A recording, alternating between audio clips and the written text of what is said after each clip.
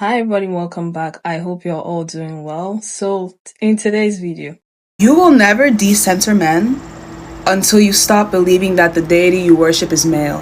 Oh my God, did she just say that? She gotta be kidding. No way, What she just gotta be kidding. What do you mean? she didn't lie. Because tell me why all the disciples were men, all the prophets are men. Why was Adam created first? Why is the child of God a man? Like, I have so many questions, but in the African household I grew up in, like when you start asking questions, they're like, don't ask, you don't question God.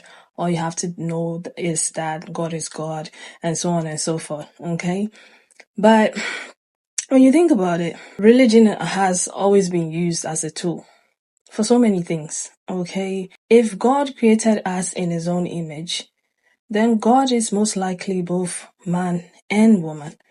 Because, like, what else explains it better than every creature on this earth is both male and female? So, who decided that God is a man? But anyway, let's get into the responses to the video.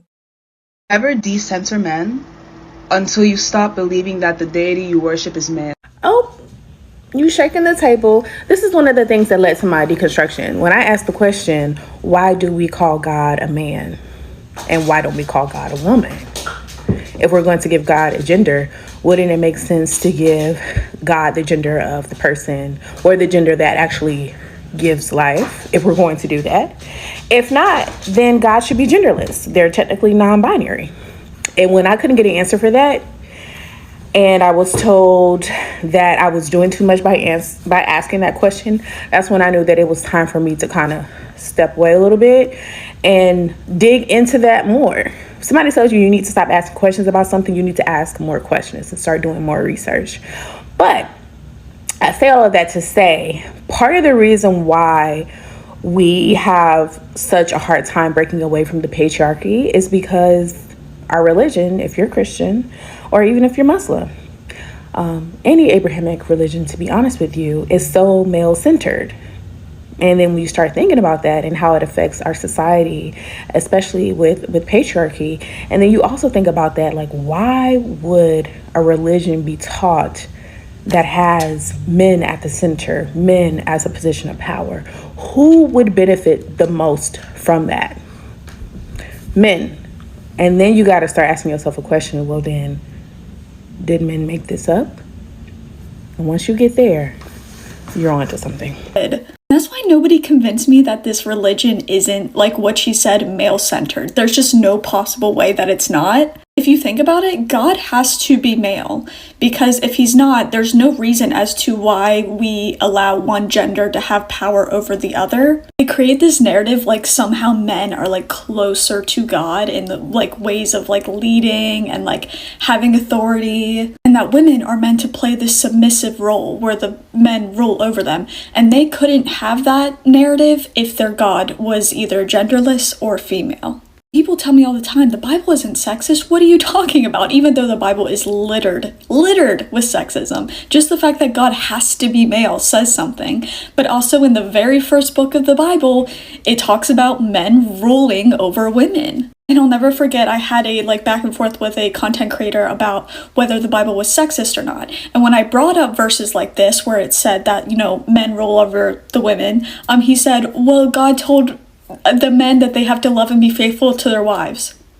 So what? Like, is that not the like bare minimum to a marriage? What are you talking about? I stand by what I said before in the past in my playlist of sexism within Christianity, that the Bible was written by men for men, and it's blatantly obvious. Then people act confused why so many women are leaving the church and leaving Christianity. This isn't rocket science. It's because the religion is so male-centered. And as long as people insist on the Christian God being male, it will continue to be male-centered. Worship is male. Oh my God. I have read this very beautiful book called Blessed Mother's Immaculate Love for the Wild Soul, and it's written by the same author who wrote Women Who Run the Wolves. This book touches on so many different topics, the main one being the perspective of God as Holy Mother. Holy Mother's love for earth and her teachings and her creation has been lost and tainted, and you can see that with the violence and destruction plaguing the earth and her people. When women are not the center, violence and destruction will exist. When women are not the center, the earth that you live in today is the result of what happens. You can tell when men are the center and men are being worshipped because destruction and violence plagues the earth. Men are not supposed to be the center of this earth, the center of our lives. Women nor men were supposed to center men. It was always supposed to be the feminine, because the feminine is life itself. She is creation. She holds all the keys to that. So when the feminine is not the center, you see the opposite of it. Men becoming the center through patriarchal religions was the worst thing that happened to humankind. That the deity you worship is... I have already done this.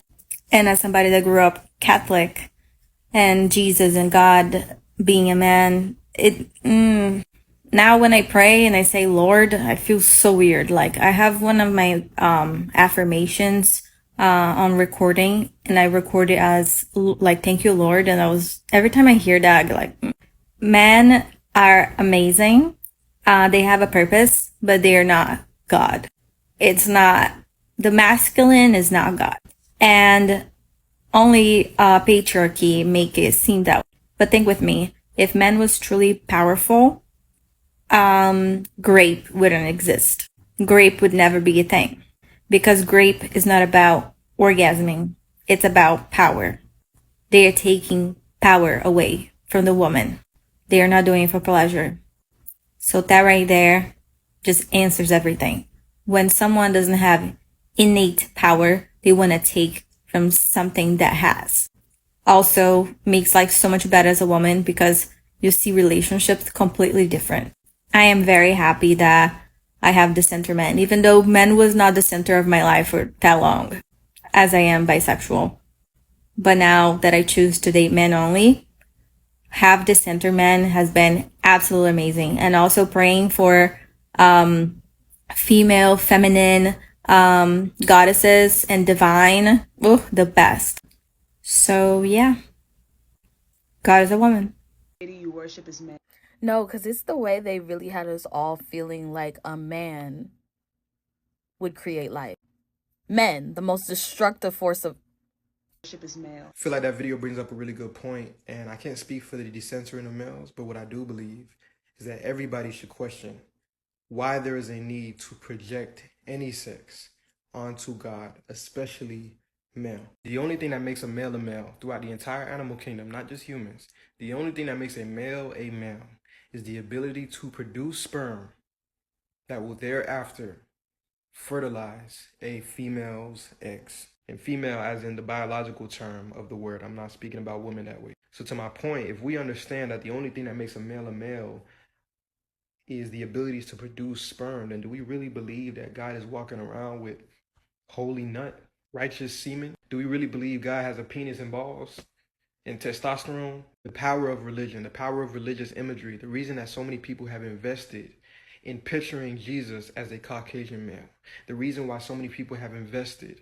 in picturing God, an all-knowing, all-powerful, all-existing being as a male, is because religious imagery is one of the most powerful forms of mind control there is. If I can convince you of who God is, if I can convince you what God looks like, then by direct consequence, I can convince you who the members of your society are that are the closest to him. If we could ever change God into a woman, I guarantee you, give it a little minute, and we'll be worshiping women the same way we were in Egypt. It is mind control. It is one of the best forms of indoctrination that existed in humanity. And for a lot of you watching this, the first step that you need to take to heal yourself, the first step that you need to take to free yourself of the shackles that you've been bonded to, starts with what you believe about the man upstairs.